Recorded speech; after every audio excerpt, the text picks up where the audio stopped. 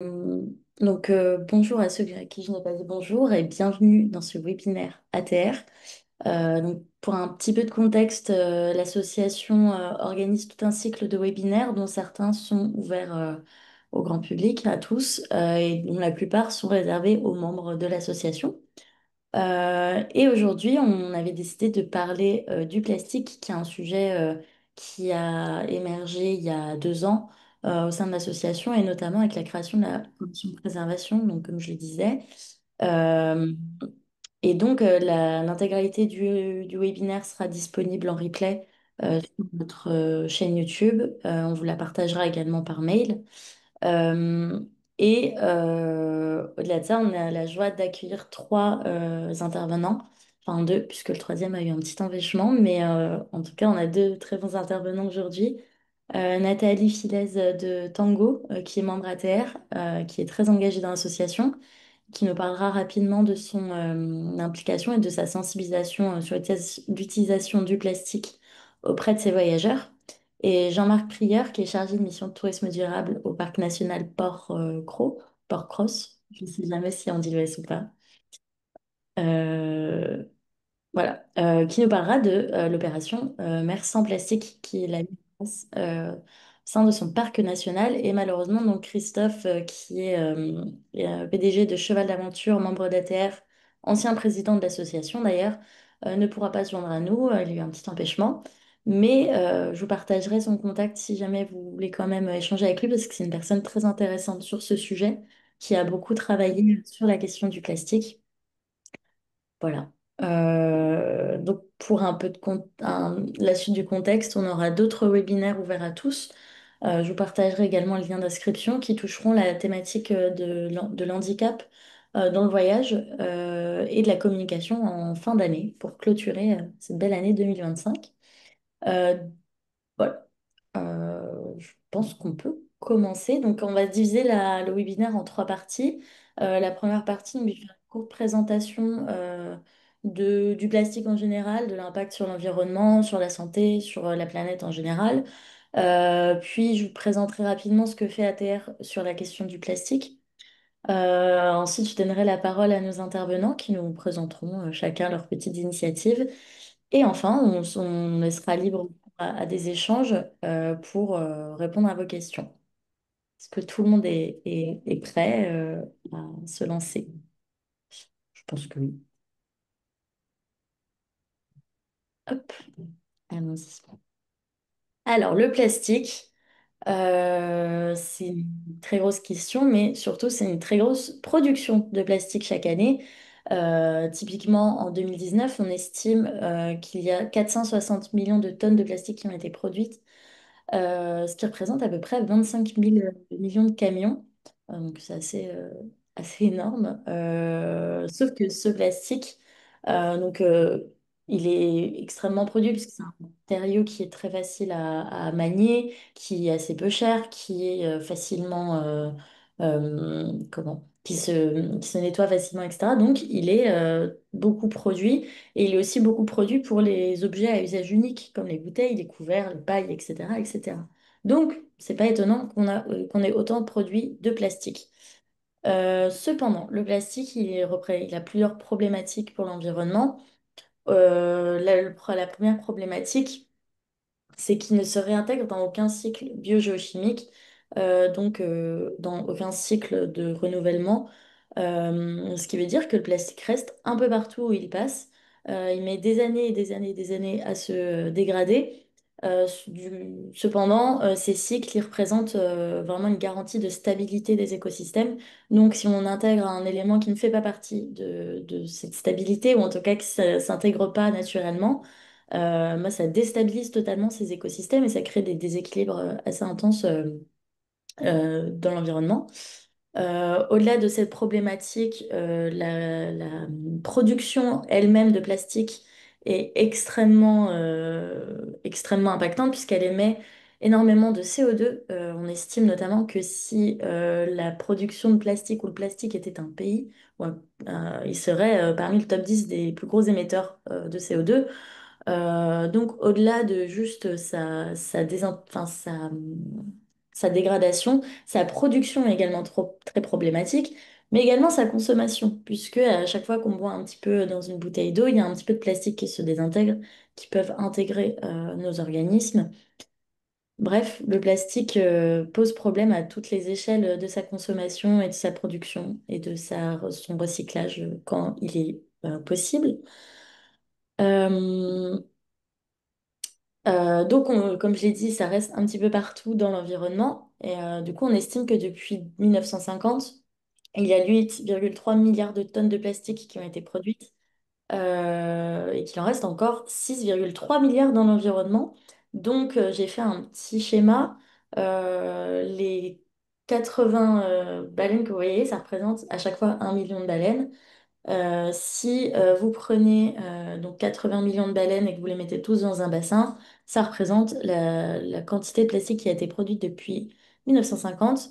Et si vous en enlevez 20 millions, vous avez encore tout ce qui vous reste de plastique. Donc je vous laisse un peu imaginer la quantité de plastique qui a été produite et qui reste encore dans l'environnement, ce qui est assez énorme.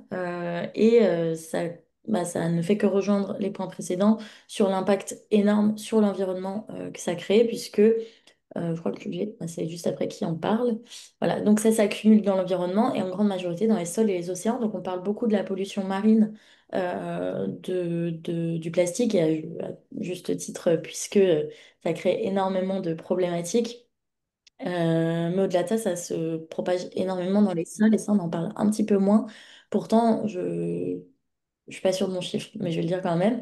On estime qu'il y a quand même 40% de cette accumulation qui reste dans les sols. Ça, je vous laisse imaginer tout ce que ça implique en termes de transmission de polluants et de microplastiques externes dans les organismes. Comme je l'explique, le PowerPoint, le plastique, ça met entre 100 et 200 ans à se transformer en microplastique. Donc déjà, ça met beaucoup de temps à se détériorer, mais en plus de ça, quand ça se décompose en microplastiques puis en nanoparticules, ça facilite encore plus le voyage entre les organismes et ça le charge en encore plus de polluants. Donc plus il se rétrécit, plus il y a de polluants dans le plastique. Donc sa transformation en microplastique, ça n'enlève absolument pas l'impact sur l'environnement, la santé et globalement la biodiversité. Ça met déjà 100 à 200 ans pour se transformer en microplastique. Je vous laisse imaginer la suite. Donc, ça reste une grosse problématique aujourd'hui en termes d'équilibre sur la planète.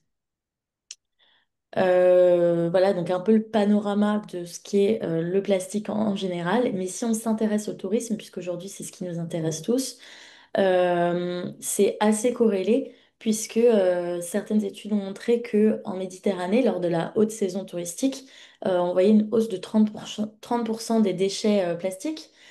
C'est forcément corrélé à la hausse de la fréquentation touristique. Et aujourd'hui, on voit encore beaucoup de plastique dans tous les domaines du tourisme, que ce soit dans les hôtels, les boutiques, les compagnies aériennes, la restauration, les activités de loisirs. Le plastique est absolument partout. Alors, comment arriver à une transformation? D'abord, il faut que le changement soit anticipé. C'est pour ça qu'il y a en 2022, enfin 2021-2022, a été mis en place une initiative mondiale sur les plastiques dans le secteur du tourisme par l'OMT et l'ONU. Cette initiative, elle a pour but de réfléchir à la transition du secteur sur le plastique et les déchets. Cette initiative, elle est importante puisque elle permet aussi de préparer le changement. Donc ça, c'est vraiment une échelle globale. Mais vous, à votre échelle, c'est un peu le même principe. Il faut bien réfléchir et préparer ce changement puisque à trop vouloir se précipiter, on peut être un peu contre-productif. Et il pourrait être précipité ce changement puisque de plus en plus de lois euh, oula, j'ai perdu mon mot. Mais ils viennent vous contraindre voilà, à un changement. Donc, vaut mieux une transition choisie et plus délicate, ou en tout cas plus maîtrisée, qu'une contrainte subie. Donc, au-delà de la contrainte légale, vous aurez très bientôt sûrement une contrainte aussi juste physique, à devoir réduire votre consommation et de production de plastique. Donc, il y a plusieurs raisons de réduire sa consommation de plastique. Déjà, pour toutes les bonnes raisons qu'on a citées en introduction, à savoir la pollution que ça engendre, les déséquilibres biodiversité, etc. Enfin, juste si on veut participer à la préservation de la biodiversité, réduire sa consommation de plastique, c'est la meilleure des raisons. Pour la santé humaine, et notamment la santé enfin, des comment? Enfin, les premiers touchés vont être les pays à faible revenu, notamment parce que la plupart du recyclage du plastique est très, très nocif et que la plupart des personnes qui manipulent le plastique, etc., sont exposées à la toxicité du plastique. Mais au-delà de ces très bonnes raisons, aussi la santé humaine, on a juste la préservation de votre outil de travail, à savoir les paysages, puisque on le voit très bien sur beaucoup de photos, et notamment la photo que j'ai mise en introduction, plus il y a de plastique sur un paysage, moins il est apprécié, et du coup ça donne une moins bonne image des destinations. Surtout, ça donne des souvenirs un peu moins positifs pour les touristes.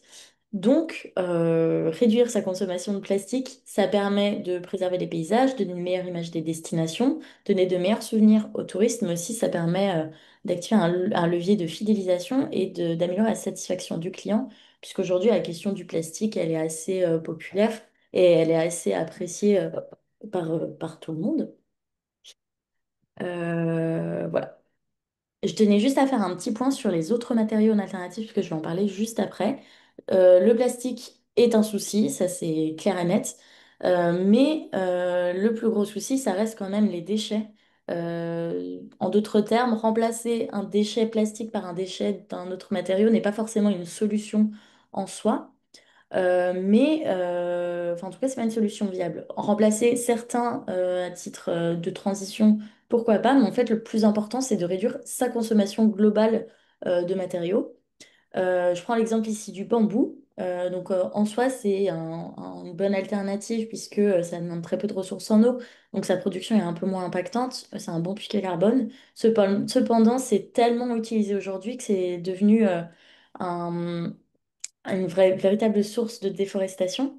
Et en plus de ça, le bambou est hyper invasif, donc va perturber des écosystèmes. Donc, c'est une solution à petite échelle. Il ne faut pas en faire la solution magique. C'est tout ce que j'avais à dire. Donc, on peut le faire, mais il faut être très vigilant à son utilisation. Donc, chez ATR, nous, on a mis en place et on a créé un guide sur le plastique, et en tout cas sur la réduction de plastique en mettant en avant des alternatives aux déchets à usage unique en plastique et aux déchets à usage unique en général d'ailleurs, sur plusieurs stades du voyage, avant, pendant et après, mais aussi au bureau. Et donc, on a voulu montrer enfin, on a fait un petit peu on a fait une étude pour essayer d'identifier tous les plastiques et déchets à usage unique qui étaient utilisés tout au long de ces phases de voyage, mais aussi au bureau.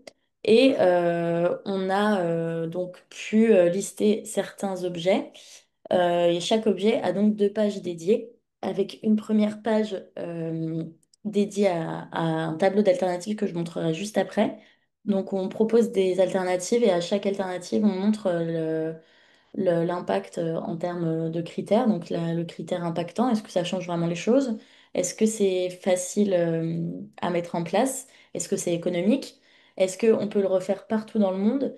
Et surtout, est-ce que ça ne transmet pas un autre impact? Donc, comme je l'expliquais juste avant sur la production de bambou.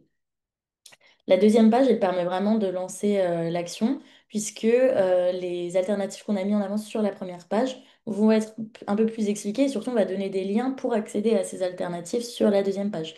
Donc ça va permettre vraiment d'enclencher la transition et vous permettre d'agir tout de suite. Donc voilà, juste pour vous donner un petit exemple, par exemple au bureau, les crayons et matériel de bureau, on a listé un certain nombre ici d'alternatives et pour chaque alternative, on a estimé si le critère était valide ou pas. Et ensuite, quand j'ai choisi mon alternative sur ce tableau, ici j'ai une proposition de produit avec des liens pour me renvoyer vers l'achat de ces produits.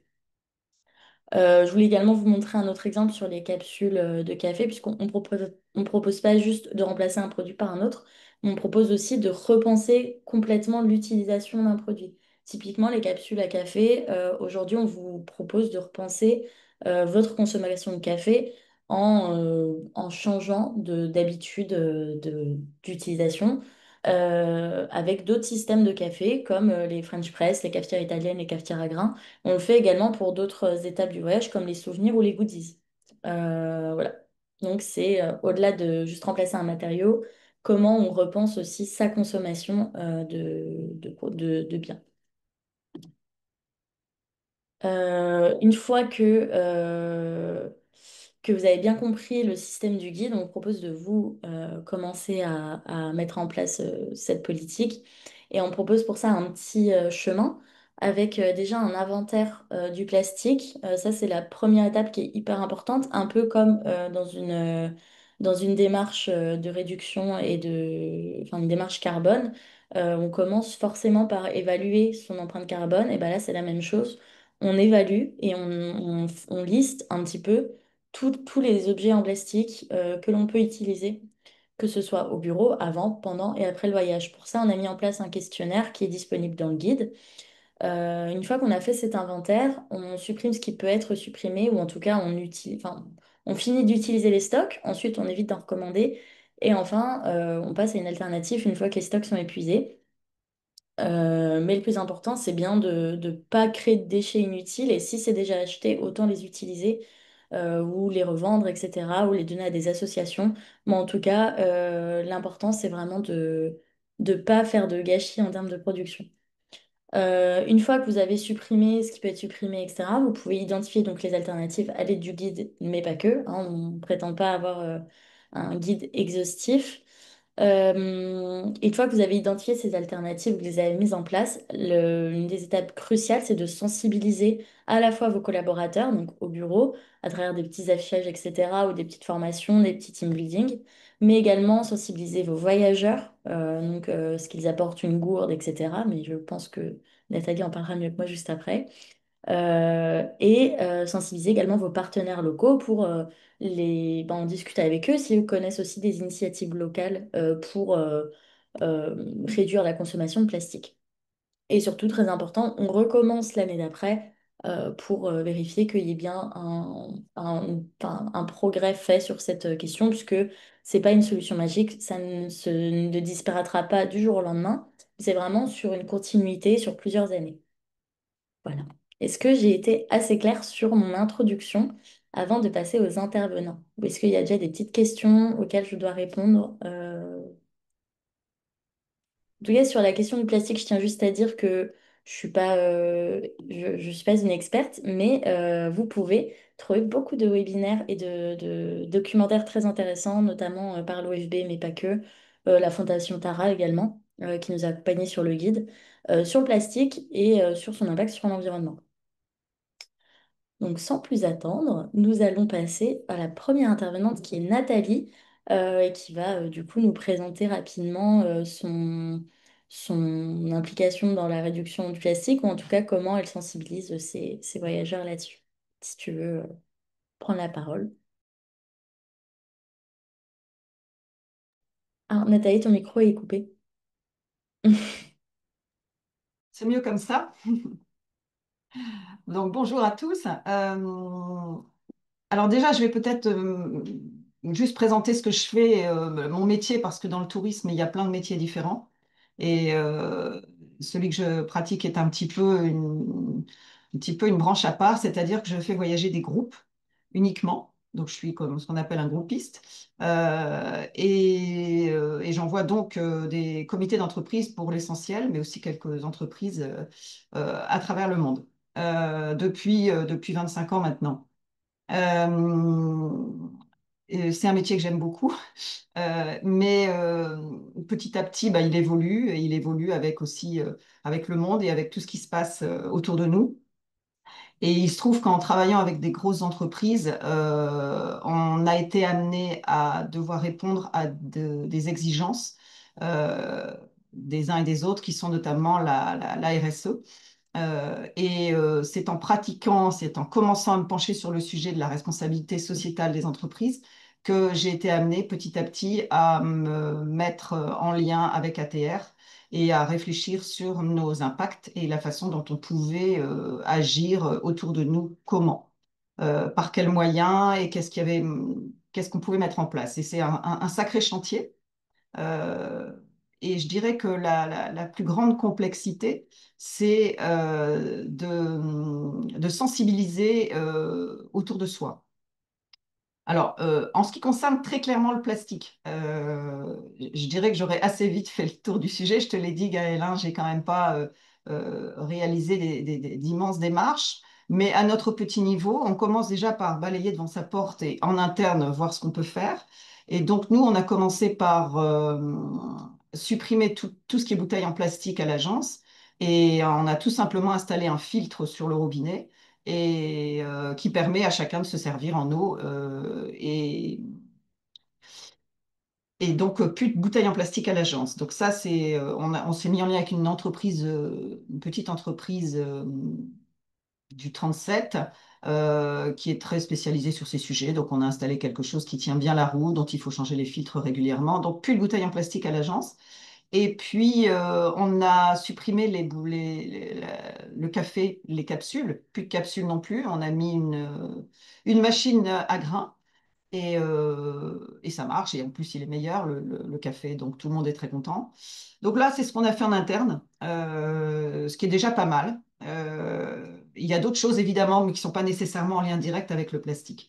Et sinon, euh, quel, euh, quel, quel sera notre rôle? Et il sera vraiment, comme je le disais, de sensibiliser toute une chaîne, qui sont à la fois nos fournisseurs, nos équipes, nos décideurs, donc nos acheteurs, et nos voyageurs. Et ça, c'est un sacré chantier. Donc sur le papier, c'est toujours très, très simple hein, de dire voilà ce qu'il faut mettre en place, voilà ce qu'il faut surveiller. Mais dans la pratique, c'est pas toujours aussi simple. Il faut essayer de convaincre sans être trop donneur de leçons, ce qui n'est pas toujours facile. Mais à notre niveau, on a quand même mis des choses concrètes en place, à savoir une charte du voyageur qui est dans chaque pochette de voyage, à savoir une sensibilisation lors des réunions d'information, parce que là, les clients, les voyageurs sont captifs et ils écoutent, et donc évidemment, privilégier l'usage de la gourde. On n'a pas encore distribué des gourdes à ce jour, mais ça représente un petit budget, donc on va plutôt inciter les uns les autres à les amener. Euh, et puis, nos fournisseurs qui sont en fait tout bêtement des réceptifs à travers le monde et dont la sensibilisation à ce sujet est évidemment totalement inégale d'un endroit à l'autre. Et donc, il faut quand même savoir qu'on a traversé une période qui est difficile, qui s'appelle le Covid, et qui, pendant 2 ans, a paralysé un secteur complet. En France, nous avons été extrêmement aidés, extrêmement soutenus, ce qui n'est pas le cas dans tous les pays et dans tous les continents. Donc, un petit peu compliqué pour nous, prestataires de voyage, d'arriver, de dire maintenant, vous allez faire ci, vous allez faire ça quand nos réceptifs ont tout juste survécu pour les uns et pour certains. Et donc, il faut y aller gentiment, il faut sensibiliser, il faut inciter, sans être vraiment trop directif. Je pense que ça me paraît extrêmement important. Euh, quant aux autres parties prenantes, il y a nos voyageurs. C'est la même chose. On ne doit pas non plus les considérer comme des coupables, mais comme des voyageurs qui partent en loisir et qui doivent juste être responsables de ce qui se passe autour d'eux et comprendre l'impact qu'ils peuvent avoir. Et ce sont des petites choses. On a mis en place une petite vidéo, par exemple, lors des réunions d'info, dans laquelle on donne des conseils tout bêtes, comme éviter de prendre une douche de 15 minutes ou un bain tous les jours, des choses qu'on ne ferait même pas chez nous, et de savoir que l'eau, c'est précieux. Mais là, je m'évade du sujet plastique. Donc, je- voilà. Je dirais que en ce qui concerne le plastique, c'est un peu ce que je vois là d'un premier regard. Et je ne veux pas monopoliser la parole. Mais voilà en ce qui me concerne ce que je peux dire, Gaël. Bah, merci beaucoup pour ton intervention. Si vous voulez, on pourra répondre aux questions juste après prochain intervenant, si ça vous convient. Donc, on accueille Jean-Marc Prieur. D'abord, merci beaucoup pour votre participation. Et je vous laisse le soin de commencer puisque vous avez une très belle présentation. Hop. Merci, bonjour. Donc, c'est la première fois que j'interviens auprès du réseau ATR. Merci de nous avoir sollicités. Je vais commencer par me présenter également. Donc, moi, je suis chargé de mission de tourisme durable au Parc national de Porquerolles, donc qui se situe dans le Var et qui concerne quelques communes du littoral entre Hyères et Ramatuelle. Et notamment pour ce qui est cœur de parc, donc là où les actions du parc national sont les plus fortes, sur les îles de Porquerolles et Porquerolles. En tant que premier parc marin d'Europe, on est particulièrement concerné par, en effet, les effets du plastique, hein, puisque en gros tout ce qui tombe, même en montagne, finit à un moment donné dans la mer par les différents écoulements des bassins versants. Donc on en voit les effets, hein, que ce soit sur les plages ou sur certaines espèces. Et bon, voilà, je vais pas revenir sur la présentation de Gaël, hein, qui était très très percutante et voilà, rien à rajouter de plus là-dessus. Par contre, j'ai une autre partie également de ma mission qui porte sur le déploiement de la marque Esprit Parc National, donc qui est une marque qui est déployée par tous les parcs nationaux de France et qui concerne les activités, à la fois les produits et services touristiques, agricoles et artisanaux. Et donc, si je fais cette introduction, c'est parce que l'opération que je vais vous présenter, en fait, elle a été faite dans le cadre de ce réseau de bénéficiaires Esprit Parc National. Et c'est donc voilà, auprès de l'ensemble de ces professionnels qu'on a pu agir. Ça peut être donc moi je suis plutôt sur le côté tourisme et artisanat. Et sur le volet tourisme, c'est assez large, hein, puisque ça peut concerner des hébergements, des restaurants, des activités, que ce soit des professionnels de l'accompagnement ou des sites de visite. Et donc cette opération a été mise en place pour sensibiliser les professionnels. Donc on est sur une opération qui a été menée de manière ponctuelle entre 2018 et 2022. Et puis bon, je vais détailler un petit peu plus le contenu de l'opération. Donc au niveau des objectifs, on s'était fixé comme objectif justement la sensibilisation de ces professionnels qui sont un peu entre guillemets nos intermédiaires pour toucher le public, parce que par rapport à cette marque, on n'a pas d'action directement par rapport au grand public, par rapport aux clients. Et donc l'objectif, c'était de sensibiliser ces professionnels par rapport à la pollution de la mer Méditerranée.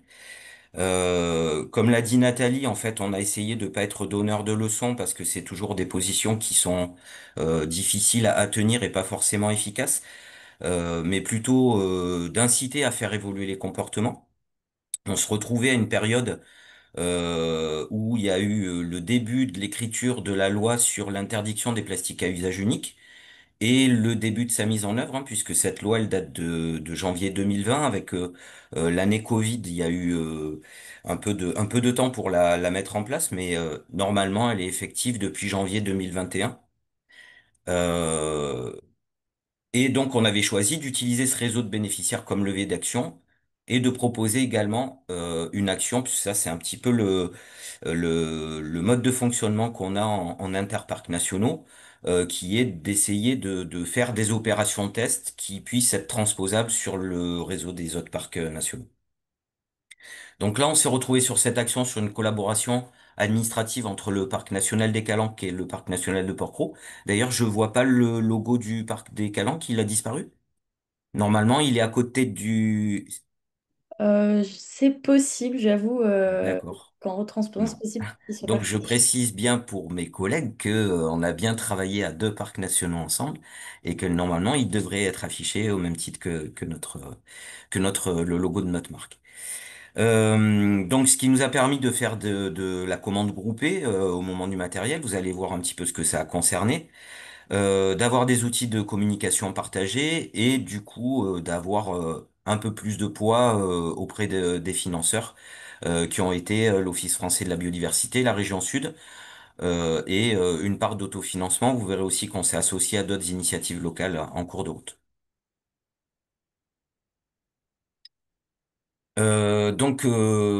C'est dans le cadre du déploiement de cette marque qu'on se retrouve en situation, en plus d'être les attributeurs de cette marque, hein, qui est une marque qui porte sur des valeurs, sur les valeurs qui accompagnent les parcs nationaux, hein, c'est-à-dire notamment celui d'arriver à avoir des activités qui participent à la protection de l'environnement.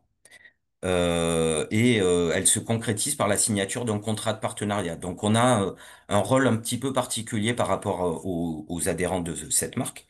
Voilà, ce ne sont pas nos clients, ce sont pas des personnes extérieures, mais ça devient bien pour nous des ambassadeurs des parcs et des partenaires privilégiés des parcs nationaux.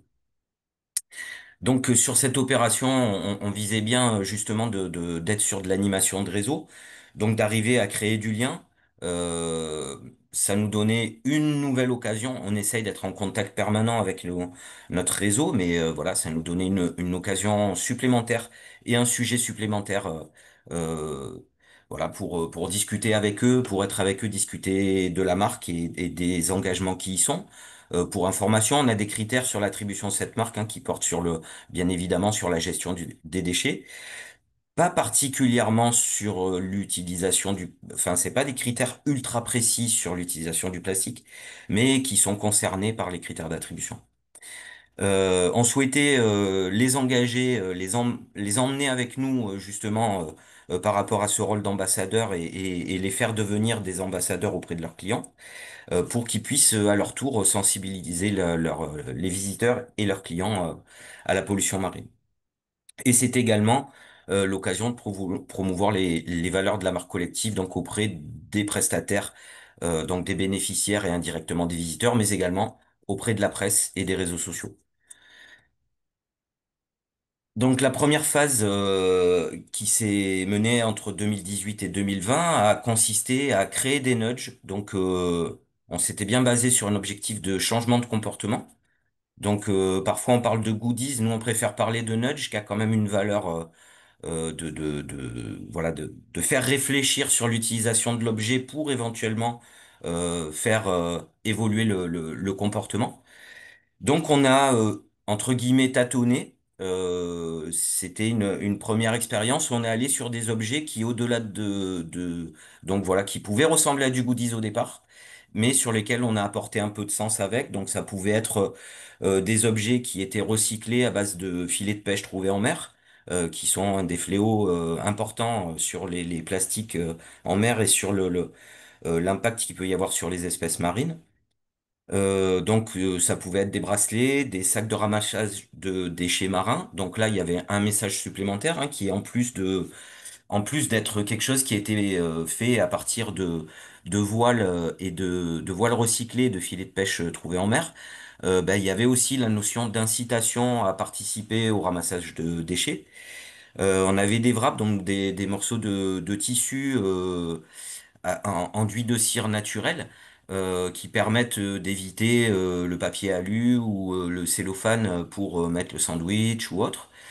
Bon après un livre d'or pour venir peut-être mettre quelques témoignages et on a commencé à travailler, vous allez voir parce qu'il y a eu une suite là-dessus, sur des objets réalisés en canne de Provence. On parlait du bambou tout à l'heure, Gaël en parlait. Nous dans notre région, la canne de Provence est un peu le dérivé du bambou local qui est très invasif, qui est utilisé pour certaines pratiques, mais qui génère beaucoup de déchets non utilisés en fait, hein, puisque notamment dans la région de Hyères, on a une grosse industrie de fabrication de hanches qui servent au cuivre, hein, pour l'utilisation des instruments de musique de la famille des cuivres. Et en fait, on utilise une toute petite partie de cette canne de Provence, une très grosse partie est en fait envoyée au rebut. Donc ça laisse des possibilités d'utilisation et de pouvoir créer des objets euh, dérivés, on va dire, à partir de cette canne de Provence. Et également, des gourdes réalisées par rapport à des déchets, avec des déchets de canne à sucre recyclés. Donc voilà la notion de gourde, la notion pas de utilisation de la bouteille à chaque usage, mais plutôt d'essayer de partir sur des messages associés à ces objets. Gaël, vous me dites par rapport au temps, peut-être je peux peut-être être un peu bavard, donc n'hésitez pas à me. Pas de souci, ça va aller, je pense. Ok. Et on est passé sur une phase 2 de cette opération où donc par rapport aux objets un peu dilués, un peu diffus, on a essayé de faire un objet un peu plus puissant en termes de visibilité et de communication. Et donc de partir sur l'idée du pique-nique, puisque dans le cadre du pique-nique, il y a quand même beaucoup de messages à passer sur tous les objets qui sont utilisés. Et donc voilà, de réaliser un kit de pique-nique complet qui serait distribué aux bénéficiaires et qui serait mis en vie par les bénéficiaires, soit par des utilisations directes, soit par le fait de le mettre en lot sur des jeux ou autres. Mais disons d'avoir un objet qui soit un peu plus puissant que ces différents objets qu'on avait pu avoir sur la phase 1. On s'était fixé comme objectif parce que on demande on attend à ce que les bénéficiaires de la marque Esprit Parc National soient vertueux et du coup on voulait l'être également sur cette opération. Ça a eu en fait une incidence énorme sur le sourcing et sur les produits qu'on a pu chercher et éventuellement trouver. Donc en termes de temps passé, voilà, c'est quand même un point important, notamment sur l'année 1 de réalisation du kit. Donc ce kit était composé d'un pochon dans lequel on range l'ensemble des objets. Au lieu de partir sur les lunchbox un peu classiques qui la plupart du temps sont fabriqués quand même avec une partie qui est pas originaire, enfin, qui est pas locale et qui peut avoir une incidence importante et donc qui casse un peu la démarche. On est parti sur des bocaux d'une boîte française, des bocaux classiques hein, dans lesquels on pourrait mettre de la confiture ou tout autre ingrédient, des serviettes de table en coton bio. On a repris l'idée du wrap qu'on a redécoré et ensuite on a une approche un petit peu différente, différenciée entre les calanques et chez nous, sur lequel voilà il y avait une gourde. On n'a pas utilisé exactement la même gourde tous les deux. Et après on a eu également une approche sur les couverts ou sur lesquels on n'a pas utilisé la même. Donc moi je vais plutôt focaliser sur celle qu'on a utilisée au niveau du parc de Porquerolles puisque justement c'était la continuité de l'utilisation de la canne de Provence. Et en fait, c'est ce qui s'est appelé la canne à couvert. C'est quelque chose qui nous a permis de travailler en collaboration avec une association qui s'appelle Smilo, qui est une ONG internationale qui intervient euh, sur les îles de Méditerranée. Et du coup, ça nous a permis de collaborer avec eux. Je sais pas si on aura le temps. J'ai mis un lien pour un petit film sur la fin qui est assez intéressant. C'est Gaël qui nous dira ce qu'il en est. Donc cette canne à couvert, elle est fabriquée à partir de déchets justement de canne de Provence, de déchets qui sont pas utilisés pour la fabrication des hanches, donc qui étaient vraiment balancés au rebut. Et le designer qui a créé cette canne à Provence, cette canne à couvert à partir de la canne de Provence, a conçu un kit de couvert directement créé à l'intérieur de ce déchet. Ça a été un peu l'objet phare de cette campagne. Les canaux de diffusion, donc, prioritairement, c'est à destination des bénéficiaires de la marque Esprit Parc National. Hein. Donc, je vous ai dit tout à l'heure toute la diversité de bénéficiaires qu'on pouvait avoir. C'est des choses qui ont été distribuées dans les offices de tourisme également, auprès de partenaires associatifs qui travaillent dans l'éducation à l'environnement, et sur des coûts un peu plus ponctuels auprès d'individuels et d'influenceurs. Ça nous a permis également de mettre du lien avec d'autres opérations qu'on menait, des noms d'opérations, commerçants engagés, pirates du plastique, Pique-Nique Planète, zéro plastique en Méditerranée. C'est tout un tas de réseaux d'actions dans lesquels ça nous a permis de nous intégrer. Je sais pas, Gaël, si vous avez le temps pour mettre le petit film. Moi, je trouvais il était assez intéressant. Ça dure 3 minutes. Oh, bah 3 minutes, ça peut le faire, je pense. Normalement, le lien est actif, hein.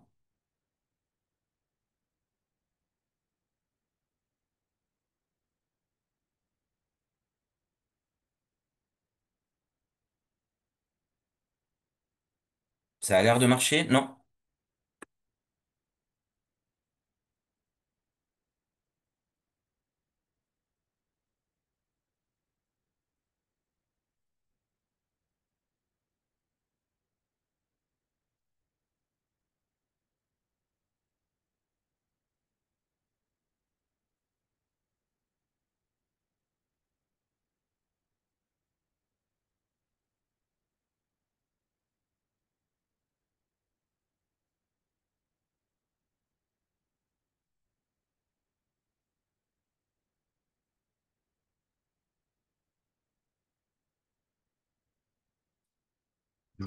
Ah. Il y a le son. Normalement, il y a du son.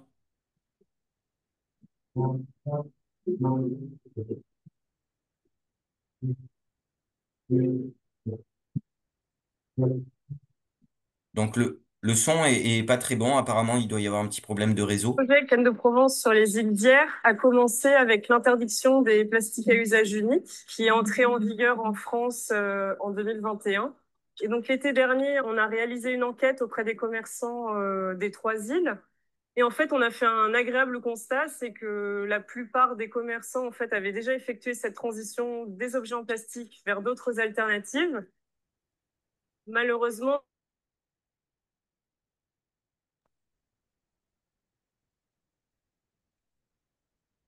Ouais, En tout cas. le réseau est peut-être un peu léger pour tout passer. Ouais, j'ai l'impression qu'il... J'ai envoyé le lien sur le chat. Donc, si jamais il y a des personnes que ça intéresse, voilà, vous pourrez aller voir ça. Super. Alors, attendez, je repasse mon PowerPoint du coup.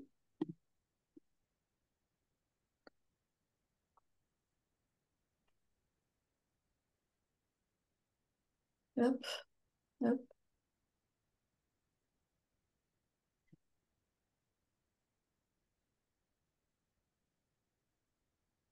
Donc, on se retrouve juste sur l'avant-dernière diapo, en fait, hein, Ah, allez, hop. Ok, C'est donc les conclusions de l'opération, pour quand même vous dire un petit peu ce qu'il en a été à notre niveau. Donc, on va dire que les points positifs de cette opération, c'est une belle opération de sensibilisation. Donc, ça, c'était l'objectif, hein, qui a accompagné l'évolution législative sur l'utilisation des plastiques à usage unique auprès des professionnels du tourisme qui étaient dans notre réseau auprès des deux parcs. Donc ça c'est quand même voilà c'est quand même une belle chose. Derrière on a eu quelques produits qui ont été dérivés par rapport à cette opération et qui ont été faits par l'Office français de la biodiversité qui est le coordonnateur national de la marque Esprit Parc National. Après on est un petit peu plus mitigé sur la transformation de l'opération puisque du coup c'est une opération qui avait des coûts importants, hein. Pour vous donner un ordre d'idée on était quasiment sur 50 euros le kit. Donc voilà, on n'a pas pu partir sur de la grande diffusion. Sur deux parcs, on était seulement sur 700 kits, donc il fallait vraiment réfléchir à comment est-ce que on les diffuse pour être le plus efficace possible. C'est ce que je vous ai dit tout à l'heure, ça pouvait être par exemple des jeux sur les réseaux sociaux. Enfin, il fallait que ça parle autour de ça. Donc on s'est appuyé sur nos bénéficiaires et nous on a mené également quelques actions. Mais ça reste quand même un coût important par rapport à l'objet, surtout en fabrication en année 1, notamment par rapport au temps passé sur le sourcing et au fait qu'on n'avait pas de gros volumes, donc on ne pouvait pas négocier des tarifs importants. Et ce qui a un peu mitigé aussi cette transformation, c'est le fait que les suites ont été un petit peu insuffisantes. On pensait peut-être qu'il y a un relais d'initiatives privées qui prennent la suite de ce qu'on a fait, ça n'a pas été le cas. Dans un parc national, on peut pas dire qu'on ait des structures avec une forte culture commerciale.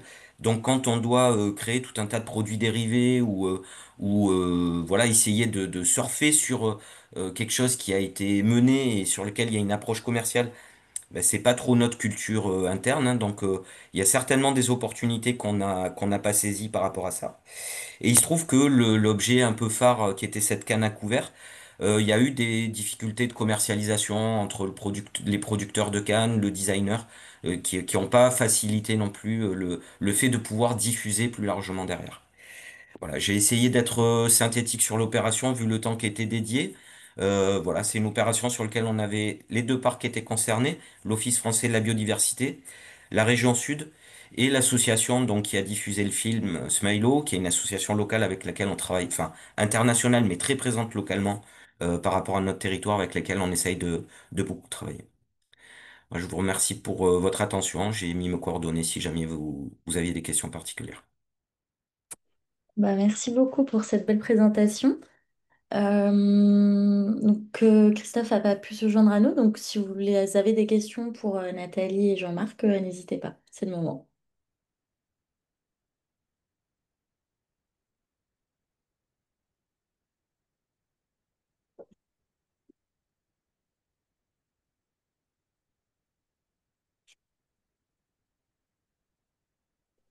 Bonjour, vous m'entendez? Oui. Moi, j'avais une question donc pour Jean-Marc. L'information a peut-être été donnée, je suis peut-être passée à côté.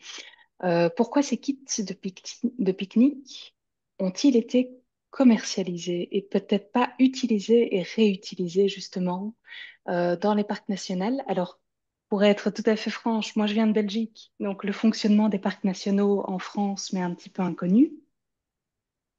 Mais je me dis que ça aurait été intéressant de réutiliser ces kits en proposant peut-être avec des restaurateurs locaux des petits paniers pique-nique pour les gens qui viennent visiter les parcs nationaux et avoir du coup une meilleure utilisation du budget puisque ça n'aurait pas été un one-shot en commercialisation auprès d'une personne, mais vraiment une sensibilisation long terme avec ce principe de réutilisation de ce qui a été produit qui est inhérent à la durabilité, à la démarche de durabilité.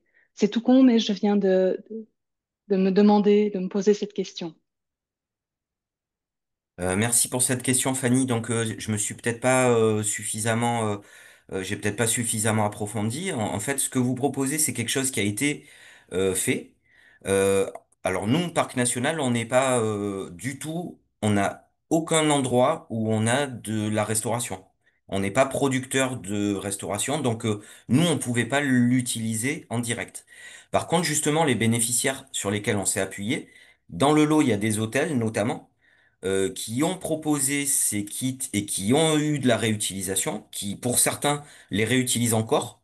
On est tout à fait rentré dans cet objectif de réutilisation et pas d'utilisation sur un one shot.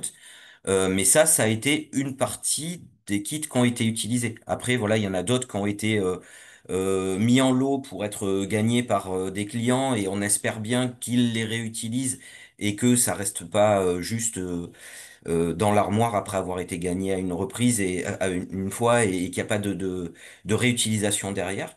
Mais parmi les opérateurs de notre réseau qui pouvaient le faire, il y a eu l'utilisation que vous avez proposée. Ok, nickel, passée à côté de l'information. Hmm. Peut-être que j'avais pas été assez précis également.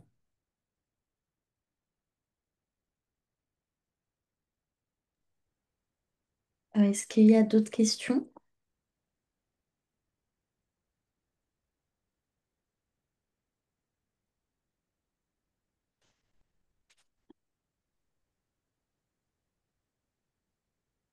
S'il n'y a pas d'autres questions, je fais la petite promo de ce qui se passe par la suite. Mais déjà, merci beaucoup à Nathalie et Jean. Actuellement, je ne sais pas si vous m'entendez. Oui, bien sûr, allez-y. Oui, bah justement, ces objets, est-ce que on aurait pu imaginer qu'ils soient commercialisés, par exemple, dans des enseignes type Decathlon, pour justement que ce soit beaucoup plus démocratisé et donc sensibiliser un peu plus les consommateurs qui vont dans ce type d'enseigne? Ben, en fait, quand je dis justement, merci pour cette question, Lorraine. C'est Euh, Stéphanie, mon prénom, et Laurent, mon Ah, nom de famille. pardon. Stéphanie. Pardon. Ouais, pardon, j'ai mis que mon nom de famille. Désolé, Stéphanie. C'est pas grave. Quand je disais justement qu'il n'y avait pas eu suffisamment de transformation et qu'il y avait un manque d'initiative privée, on pensait que par rapport à la communication qu'il y avait eu là-dessus, qu'il y aurait cette prise d'initiative par des structures qui étaient sans... Alors Decathlon, après Decathlon, ils ont quand même un pouvoir de décision qui était éloigné de l'opération qu'on a menée, hein, même si ça nous arrive de mener également des opérations d'éducation avec eux. Mais sans parler peut-être de Décathlon, on pensait peut-être qu'il y aurait des initiatives plus locales Oui. qui iraient là-dessus. On s'est quand même rendu compte que le coût d'un kit pique-nique, en fait, nous, honnêtement, quand on a eu terminé l'opération, qu'on a fait les bilans, on s'est demandé qui était capable de mettre 50 euros pour un kit pique-nique en réalité. Donc, on savait très bien que la viabilité économique du produit qu'on avait proposé, elle n'était pas satisfaisante. Oui, bien sûr. Mais il y avait certainement moyen euh, de faire autre chose parce que, comme je vous disais, par exemple, on a utilisé des bocaux pour montrer qu'en fait, l'essentiel, c'était pas tant l'objet, enfin, le luxe de l'objet qui composait le kit, mais que ça pouvait être aussi une réutilisation d'objets qu'on avait à la maison et qui pouvaient tout à fait convenir, quoi. C'était le message du bocal, c'était celui-là, quoi. De dire, vous Oui, embêtez pas, si vous avez un truc à la maison, vous pouvez le faire. Ce qu'il faut pas juste, c'est acheter quelque chose pour le jeter ensuite, quoi.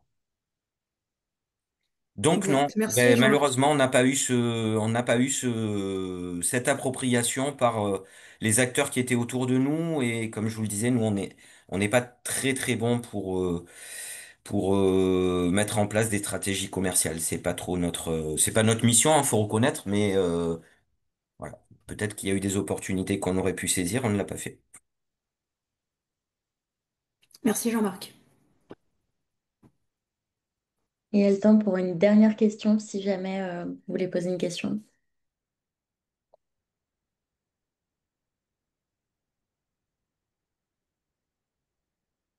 Oui, bonjour. Est-ce que vous m'entendez? Oui, très bien. Oui, bonjour. Moi, je voulais revenir sur tout ce qui était initiative sur le plastique au niveau national. Est-ce que il y a des moyens qui sont donnés aux offices du tourisme, peut-être via l'agence Atout France, ou est-ce que vous savez s'il y a des choses qui ont été faites pour que toutes les offices du tourisme puissent sensibiliser aussi au sein des offices du tourisme, hein, au sein des agences, quand les visiteurs viennent, est-ce qu'il y a un petit pop-up, un petit store dédié à la sensibilisation au plastique, à la gestion du plastique? Moi, pour ceux avec qui je travaille, hein, puisque je travaille quasiment quotidiennement avec ces opérateurs, je les ai jamais entendus parler d'appels à projets ou d'opportunités ou de dotations qui auraient pu venir d'Atout France dans ce sens. Et j'ai pas l'impression qu'ils aient des objets autres que ceux de leur propre initiative. D'accord. Et ATR, justement, votre relation avec Atout France? Notre relation avec Atout France, elle se limite à des projets qui n'ont pas concerné le plastique d'ailleurs, mais on travaille Mm. assez peu avec les territoires. En tout cas, ils ne font pas partie du réseau. On travaille avec eux via ATD, donc qui est acteur tourisme Mm. durable. Mais nous, on va plus se concentrer sur les acteurs du voyage, comme les tour opérateurs et les réceptifs. Quoi, j'avoue que j'ai pas la réponse à cette question, désolée. Non, non, très bien. C'était pour comprendre justement s'il y avait une dynamique aussi de tous les types d'acteurs qui sont en contact avec les visiteurs, les voyageurs. Et voilà, c'était à ce niveau-là que je voulais savoir si les offices du tourisme étaient dans la boucle. Merci. Une dernière question, Gaëlle. Le guide qui a l'air vraiment super intéressant, là, le guide plastique produit par ATR, on le trouve, il est visible en ligne sur le site d'ATR. Comment on y a accès? Alors, il est accessible uniquement aux membres ATR, puisque c'est une Oui, production des ok, commissions. Et il est accessible depuis l'espace membre. Il y a un ok, espace guide et vous pouvez y ça accéder va, facilement. super, merci. Et si on n'est pas membre mais qu'on a fait une intervention, on peut peut-être avoir droit au guide ou pas? Bon, ça se négocie, je pense. On en parle après du coup. Voilà. Merci. Bah écoutez, merci beaucoup à tous pour ce beau webinaire. Comme je le disais, c'est le moment promo. D'ailleurs, si vous avez aussi des promos à faire, Jean-Marc et Nathalie, n'hésitez pas. Mais en attendant, nous, on sera sur le salon IFTM du 23 au 26 septembre, qui s'annonce très riche, puisqu'on a tout un cycle de conférences avec, j'avoue que j'ai pas compté le nombre de conférences qu'on a, mais on en a beaucoup. Notamment sur la question de la biodiversité et notamment sur la question de l'eau. Donc, si vous voulez y participer, enfin venir nous voir, etc., n'hésitez pas. Le programme est disponible sur le site d'IFTM et nous, on va pas tarder à communiquer dessus aussi. Donc, restez connectés. Et pour ceux aussi qui souhaiteraient rejoindre ATR, parce que ça a l'air trop bien, sachez qu'on a un séminaire ATR dans le Vaucluse qui est réservé aux membres et aux partenaires locaux. Mais voilà, si ça vous intéresse, n'hésitez pas à nous contacter pour qu'on vous parle un peu plus d'ATR et de ce qu'on fait. Ça, c'est vraiment une petite partie de tout ce qu'on fait, donc n'hésitez pas à nous rejoindre. Et au-delà de ça, on se retrouve pour d'autres webinaires. Je vais vous partager les liens d'inscription pour les prochains webinaires, donc les deux derniers ouverts à tous. Et voilà, merci beaucoup à tous.